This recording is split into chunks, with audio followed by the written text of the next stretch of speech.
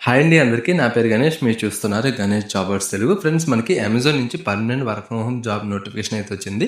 అయితే ఒక నోటిఫికేషన్‌కి ఇంటర్ పాస్ అయిన క్యాండిడేట్స్, దాంతోపాటు ఇంటర్ కన్నా అబోవ్ ప్రతి ఒక్కరైతే అప్లై చేసుకోవచ్చు. మీరు అప్లై చేసిన వెంటనే మనకి ఇంటర్వ్యూ షెడ్యూల్ అనేది రావడం అయితే జరుగుతుంది. అది కూడా నేను క్లియర్‌గా చూపిస్తాను. ఎప్పుడు వస్తుంది, ఏంటి, ఎలా వస్తుంది కూడా మెయిల్ అయితే చూపిస్తాను. అండ్ ఇంకోటి ఏంటంటే, దీనికి ఎటువంటి ఎగ్జామ్ లేదు, ఎటువంటి ఎక్స్పీరియన్స్ కూడా అవసరం లేదు. జస్ట్ ఓన్లీ ఇంటర్వ్యూ అనేది ఉంటుంది.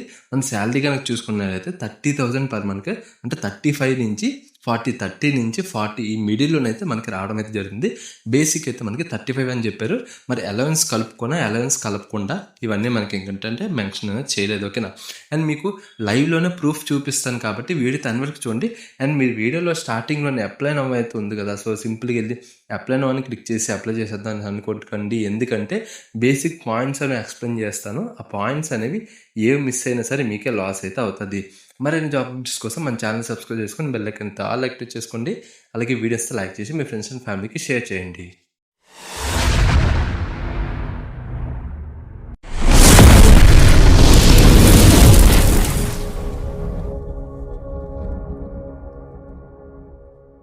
సో మనం ఫస్ట్ అయితే ఈ యొక్క నోటిఫికేషన్ డీటెయిల్స్ అయితే చూద్దాం. ఆ తర్వాత మనకి మెయిల్ ఎలాగొచ్చింది ఏంటి అనేది కూడా క్లియర్గా చూపిస్తాను. అయితే మనకి నోటిఫికేషన్ వచ్చేసి మనకి ట్రాన్స్పోర్టేషన్ రిప్రజెంటేటివ్ అనేసి మనకి ఈ యొక్క నోటిఫికేషన్ అయితే అమెజాన్ నుంచే రావడం అయితే జరిగింది. మీరు ఇక్కడ క్లియర్గా చూసుకున్నట్లయితే మనకి APNTS మనకి విర్చువల్ అనమాట. అంటే మనకి విర్చువల్ అంటే ఏంటి అర్థం అంటే, మనకి పూర్తిగా permanent work from home job notification. ఓకేనా. అయితే దీని యొక్క బేసిక్ వర్క్ ఎలాగుంటుంది ఏంటంటే, మన అమెజాన్ అయితే మనకి ట్రాన్స్పోర్టేషన్ సంబంధించిన ప్రాసెస్ అయితే ఉంటుంది కదా, లైక్ ఏంటంటే వేర్ హౌస్ కానీ, ఇలాంటి సప్లై చేయడం కానీ ఇలాంటివి అయితే ఉంటాయి కదా, వాటిలోని మనకి ఒక వర్క్ అయితే ఉంటుంది అనమాట. అయితే వర్క్ ఏంటంటే, మీరు జస్ట్ కంప్యూటర్ ఆపరేటర్, అలాగే మనకి ఎక్సెల్స్ ఇలాంటివన్నీ మనం ఏంటంటే వర్క్ అనేది చేస్తూ ఉండాలి. అంటే డేటా ఎంత వచ్చింది, ఏంటంటే వచ్చాయి, ఎప్పుడెప్పుడు వచ్చాయి, ఏది ఎప్పుడెప్పుడు వెళ్ళాలి, సో ఈ రకంగా మీరు వర్క్ అనేది చేయాలన్నమాట. ఓకేనా.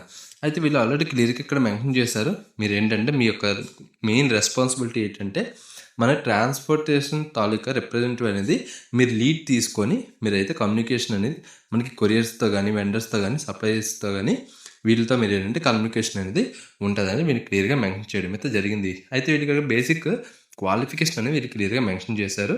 అదేంటంటే, మనకి ఇక్కడ చూసుకున్నట్లయితే 10+2 ఆర్ బ్యాచిలర్ డిగ్రీ, అంటే మనకి 10+2 ఇంటర్ చేసిన ప్రతి ఒక్కరు అప్లై చేసుకోవచ్చు. దాంతోపాటు దాని తర్వాత క్వాలిఫికేషన్ ఎటువంటిది ఉన్నా సరే వీళ్ళైతే క్లియర్గా ఎక్స్ప్లెయిన్ అయితే చేసుకోవచ్చు అనేసి వీళ్ళకి మెన్షన్ చేయడం అనేది జరిగింది.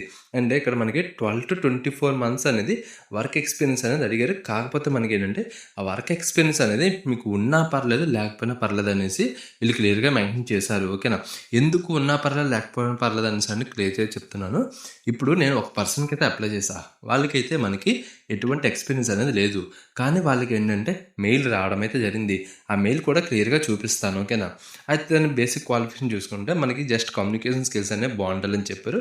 అలా మనకి ఎక్సెల్లోని ప్రివోట్ టేబుల్ కానీ, అలాగే మనకి వీలుకప్ కానీ మనకి ఉండాలి, అంటే బేసిక్ నాలెడ్జ్ అనేది ఉండాలని చెప్పారు. అలా మనకి నైట్ షిఫ్ట్ అనేది బేసిక్ మనం ఏంటంటే ఎక్కువ వర్క్ అనేది ఉంటుంది అనేసి వీళ్ళు చెప్పడం అయితే జరిగింది. ప్రిఫర్డ్ క్వాలిఫికేషన్ వచ్చేసి గ్రాడ్యుయేషన్ విత్ బ్యాచిలర్ డిగ్రీ అనేది ఉంటే ఇంకా బెనిఫిట్ అనేది అవుతుంది అనేసి వీళ్ళు క్లియర్గా మెన్షన్ చేయడం అయితే జరిగింది. ఓకేనా.